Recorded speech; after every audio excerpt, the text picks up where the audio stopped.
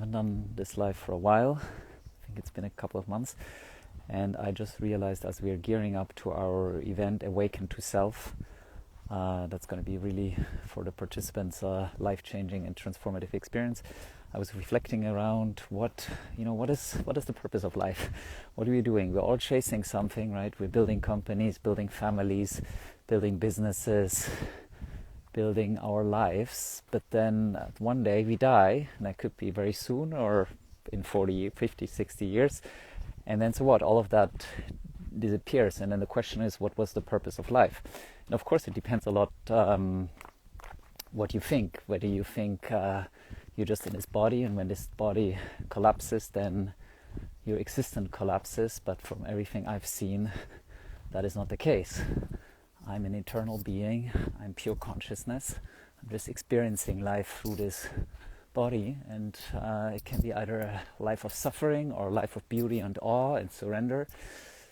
And this is what I ever come closer to. It's nothing what we think we are. We live in an age of ignorance. We have been living in an age of ignorance for a long time, and that's created all this kind of dystopian world we more and more are moving into, because we're like very much seated in the ego, fighting each other, competing with each other, whether it's between countries, businesses, industries, people, and even within the family, right?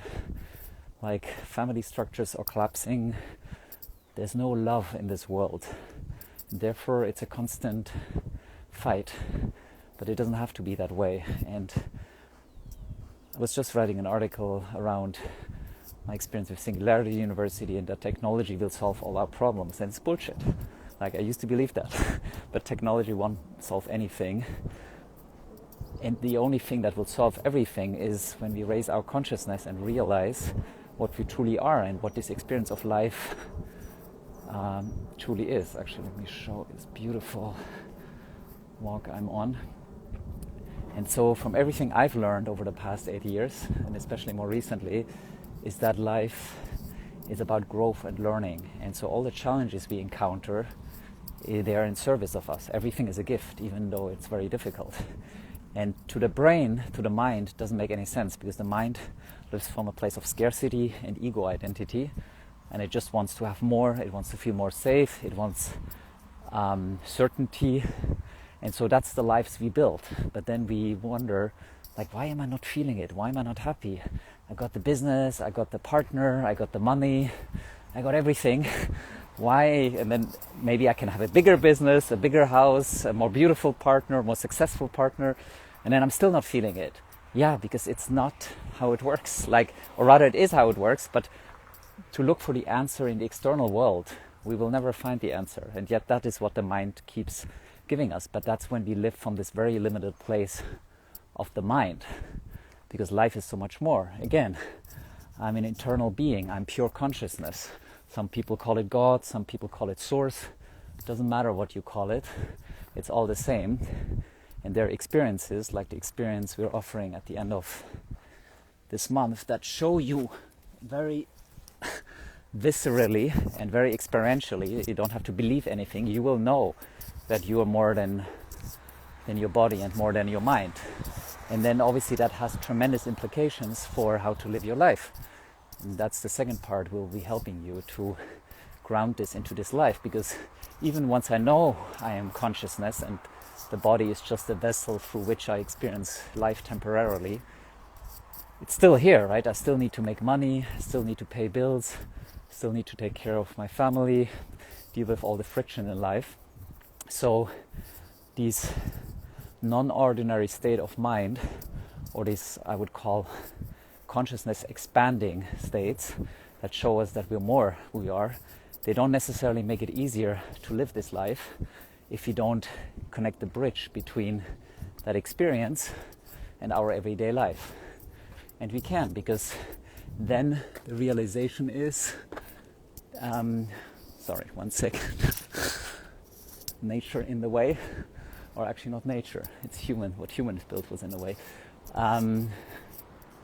When we realize that we're more, then life's purpose also changes. Then it becomes not about resource acquisitions anymore. and creating our domination over the world, but then it becomes a much more profound nature of really understanding that in the end, this idea of pure consciousness means love, and love is what we all want to experience. And I'm not talking about romantic love, I'm talking about love for life. This deep sense of presence and connection and gratitude and awe. We want that every day, and we are looking for it in places like here.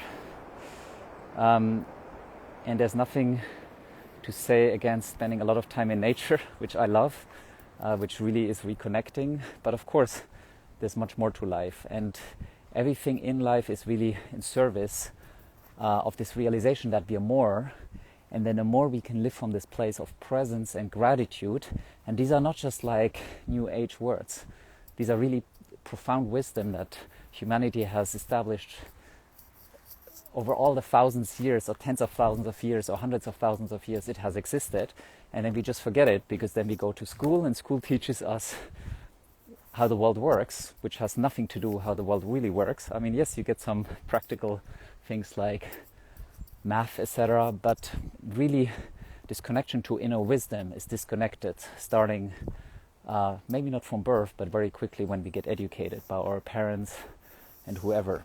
And so this event that we organize, this experience, is reconnecting you to your true self, which many of us never experienced and never will experience outside of these modalities.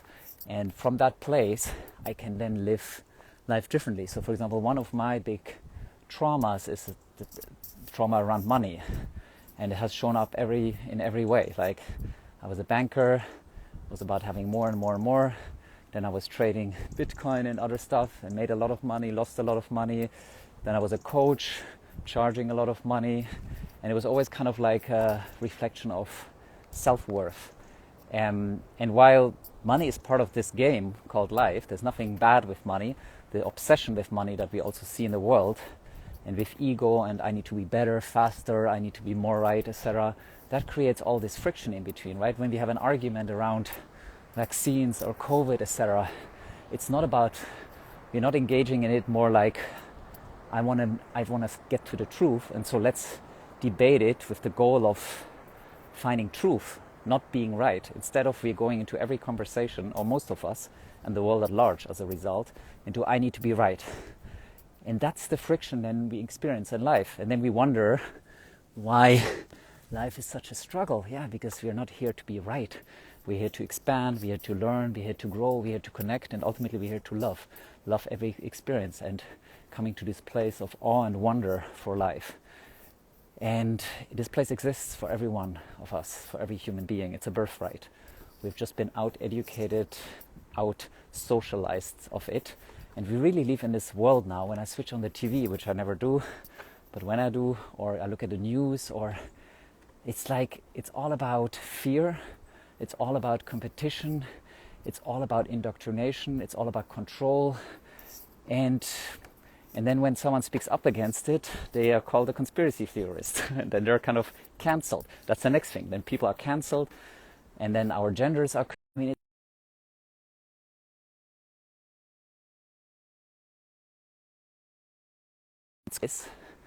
and that's exactly what we are doing to ourselves.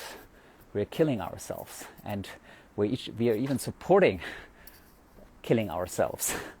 And I really hope that this experience that we will do at the end of the month helps, and we'll do hopefully many more.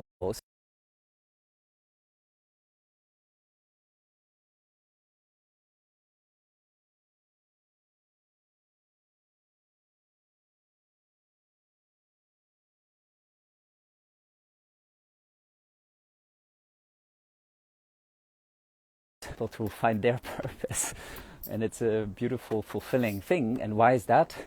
Because I can be a banker, and I'm also not like a traditional startup entrepreneur in the conventional sense, but I'm here to show people